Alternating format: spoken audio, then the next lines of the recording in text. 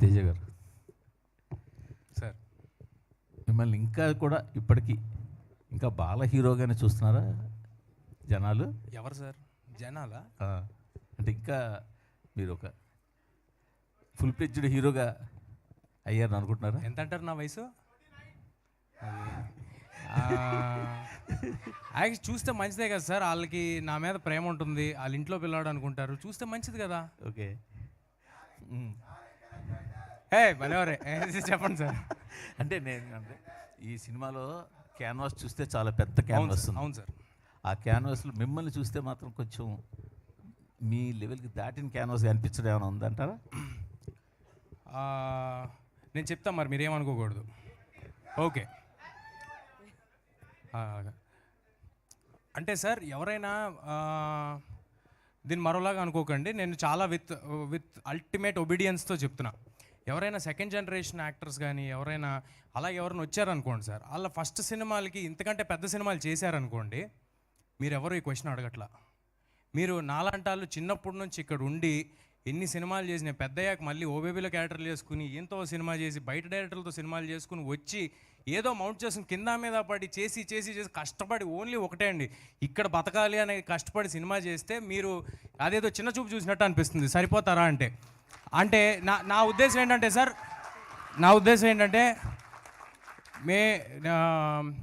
నేను వేరే వాళ్ళతో కంపేర్ చేసుకోవట్లేదు సార్. వాళ్ళు నేను ఒకటే అని కూడా నేను అనట్లా. వాళ్ళందరికీ ఆ అవకాశం వచ్చింది. అలాగే నాకు హనుమాన్ అనే అవకాశం వచ్చింది సార్. అంటే సార్ మీరు మధ్యలో ఆపకూడదు. అయితే నాకు హనుమాన్ అనే అవకాశం వచ్చింది. ఇప్పుడు ఒకటి సినిమా నాకేమిచ్చింది అనేది అందరికీ కనిపిస్తుంది సార్. సినిమాకి నేనేమి ఇచ్చాను అనేది నాకు డైరెక్టర్కి తెలుసు సార్. సో నేను నా 100% ఎఫర్ట్ పెట్టా, అందువల్లే ఆ సినిమా నాకు వచ్చిందేమో. నేను 100% ఎఫర్ట్ పెట్టినందువల్ల, నేను ఉండటం వల్లే మీరు సర్ప్రైజ్ అయ్యారేమో ఈ సినిమా కంటెంట్ చూసి. సో నేను అనుకోవటం ఇది భగవంతుడు నాకు ఇచ్చాడు సార్, దీన్ని అయిపోయిన సినిమా నా దగ్గర నుంచి ఎవరు లాక్కోలేరండి. Thank you sir. అంటే చెప్పండి సార్. మీరు అంటే మీలాగే బాలనటుడిగా స్టార్ట్ చేసి రకరకాల సినిమాలు చేసి పెద్ద హీరోలు అయిన వాళ్ళని ఎవరైనా దృష్టిలో పెట్టుకుని ఈ సమాధానం చెప్పారా? లేదే.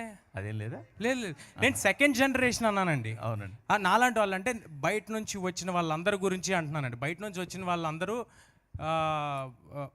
ఏదైనా ఇలాగా కొంచెం మ్యాగ్నానిమస్ ఫిల్మ్స్ కానీ ఏదైనా అటెంప్ట్స్ కానీ అంబిషియస్ అటెంప్ట్స్ కానీ ఏదైనా చేసినప్పుడు అసలు మీ గురించి కాదు సార్, మీరు అన్నమాట గురించి కాదు.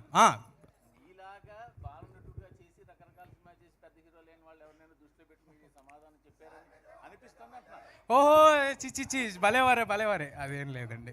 అంటే ఏది కాదు సార్, అంటే ఎంటైటిల్ చేయొద్దండి. మూర్తి గారు క్వశ్చన్ అడిగారు సార్, మీరేనట్లా ఎంటైటిల్ చేయకూడదు ఎవరిని. వాళ్ళకి అది మీకు ఇది అని ఎంటైటిల్ చేయకపోతే హ్యాపీగా ఉంటాం సార్. Thank you. ప్రశాంత్ గారు